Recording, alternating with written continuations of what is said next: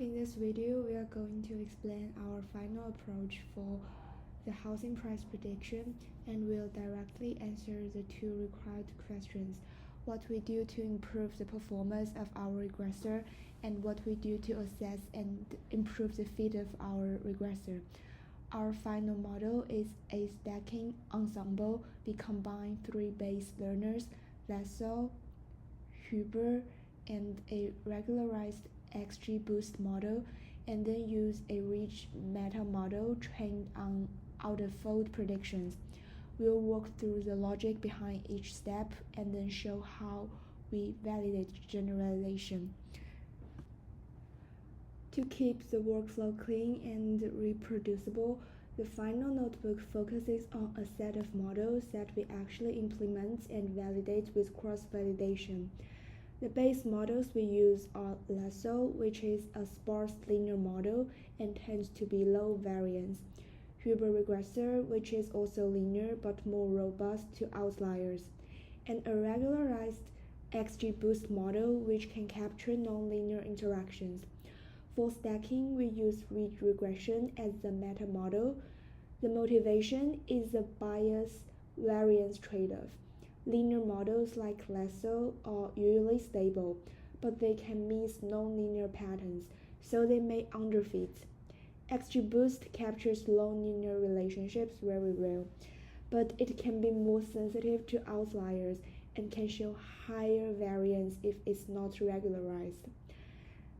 Stacking allows us to combine them. We maintain the stability of linear models, add long linear power from XGBoost, and ridge helps control variance at the ensemble level. Now for question 1, what do we do to improve performance? The first and biggest improvement is log transforming the target. Because the metric is log RMSE, we train the model on log 1p sale price. This is important because sale price is strongly right-skewed. By doing log 1p, the target distribution becomes more symmetric, variance becomes more stable, and training is aligned with how the model is evaluated.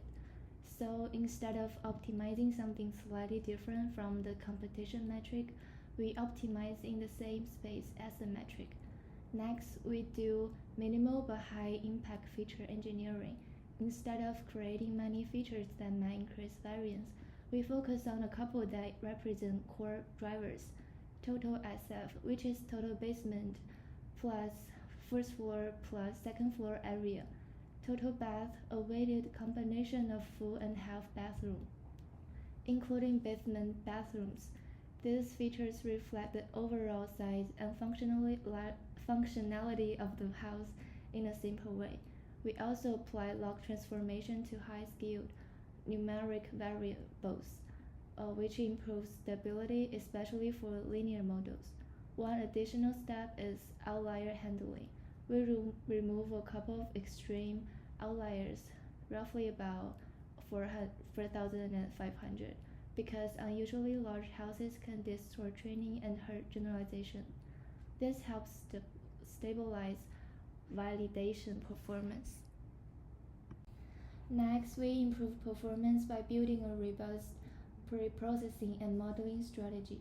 First, we use a constant preprocessing pipeline, median imputation for numeric variables, most frequent imputation for categorical variables, one hot encoding with handle unknown, ignore, standardization for linear models.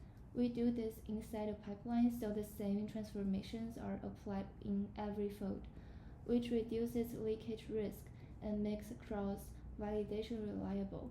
Then we make XGBoost more stable through regularization and reboost objective. Boosting models can be sensitive to long-tailed and outliers. To reduce tail risk and improve log RMSE, we change the XGBoost setup in three ways. Switch the objective to MAE, especially log absoluter. Increase regularization such as higher reg lambda and mean child weight. Keep the tree's shadow and use a small learning rate to reduce overfitting. These adjustments reduce extreme prediction errors and improve generalization. Finally, the largest improvement comes from stacking. The structure is level 1 models, lasso, hopper, and regularized XGBoost, and level 2 model, ridge trained on out-of-fold predictions. Each base model has a different characteristics. Lasso is sparse and stable, Humber is robust, and XGBoost captures non-linear interactions.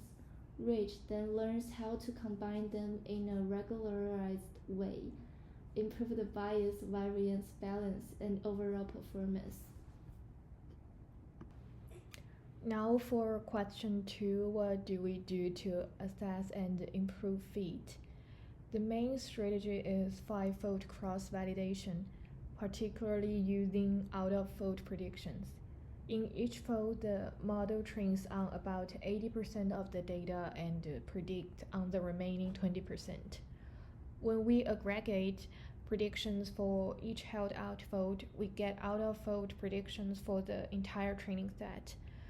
This provides an unbiased estimate of performance and also ensures stacking is valid. Since the meta model is trained on predictions from models that didn't see those samples, we then use residual diagnostics to check if model errors look reasonable. We examine the residual distribution in log space, predicted versus true scatter plot. We check for red flags such as heavily skewed residuals, systematic underprediction or overprediction, and extreme instability. Finally, we a learning curve for the ridge meta model. The learning curve shows that validation error decreases and stabilizes, and the gap between training and the validation error is relatively small.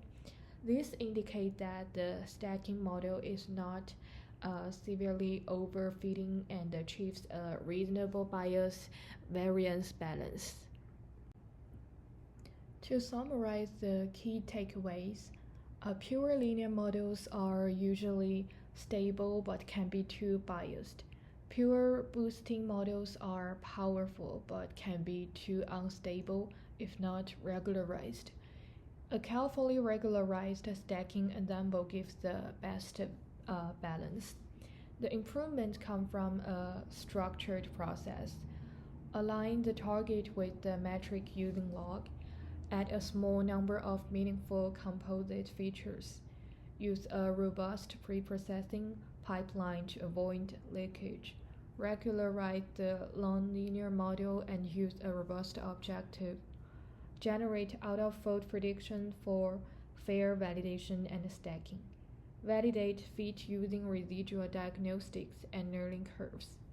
In summary, the final regressor represents a carefully validated stacking ensemble that systematically balances bias and variance.